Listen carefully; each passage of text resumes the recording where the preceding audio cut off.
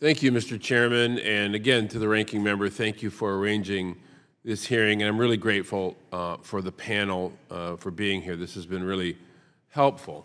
Like probably all of my colleagues, I received a lot of complaints about this breach, and particularly about the way customers were treated by Equifax as they tried to somehow figure this out and manage it. And so I want to tell the story of an individual from my district. His name's Jim. He's from Linden, Michigan. It's a small town outside of my hometown of Flint. He's a grandfather. He's got 5 grandchildren. He's a retired banker. He spent his whole career working with credit reporting agencies. He understands exactly how they operate.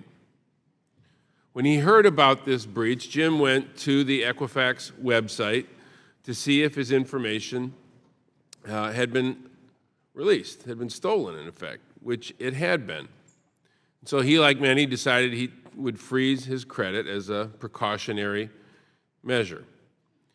So in navigating through their website, he wound up not on the page to freeze his credit, but on the page where Equifax offered for purchase its product to protect his identity online.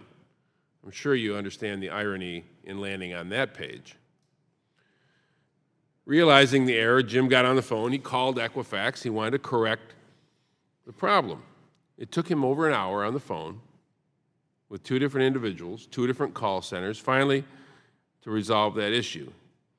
He was also to freeze his wife's credit, but Equifax charged him $20 to do so. So he reached out to my office, wanted to make a consumer complaint regarding Equifax. We were able to intervene, get his money refunded. But his biggest complaint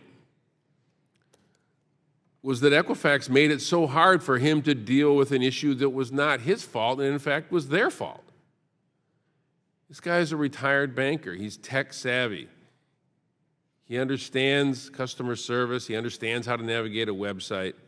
He couldn't do it without our help. Not everybody can do that. Not everybody has the presence of mind to call their member of Congress, and Lord knows there's no way we could deal with 145 million of these complaints. So my concern is what happens to those folks who don't know who to call, who don't know where to go?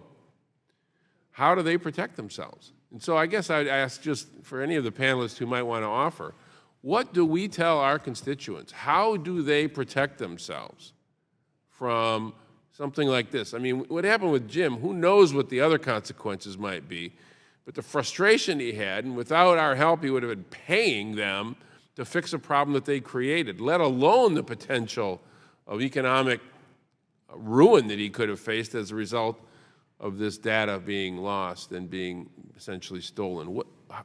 What do we tell our constituents? How do they protect themselves?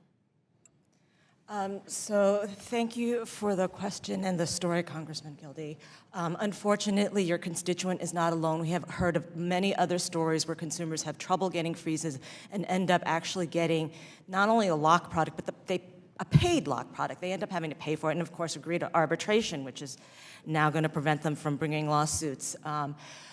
It's a terrible situation. All I can say is that they should try to keep working on getting those freezes. If they can't get them, they should complain not only to their member of Congress and their Attorney General's office, but to the Consumer Financial Protection Bureau, which has sometimes had success in dealing with these complaints and getting people's money back. But that points to the fact we need a strong Consumer Bureau. If we don't have a strong Consumer Bureau, even the little bit of progress we've made in terms of improving accuracy and dispute handling, because the Consumer Bureau can supervise these folks and get into their systems, is going to be lost. And this is the culture of impunity I'm telling you about that I said. This is not just an accident. They deliberately push people toward their locks and their paid products when people are trying to find the freezes.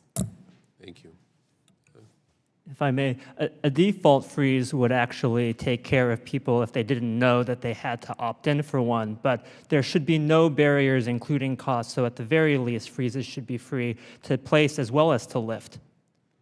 You make the point that the consumers who will lose out the most from a breach like this are those who lack the resources in time or in money to figure out how to protect themselves, and that's a problem that absolutely must be addressed. Thank you. My time has expired. I thank the panel again. I thank the ranking member for arranging this hearing. It's very important. Thank you.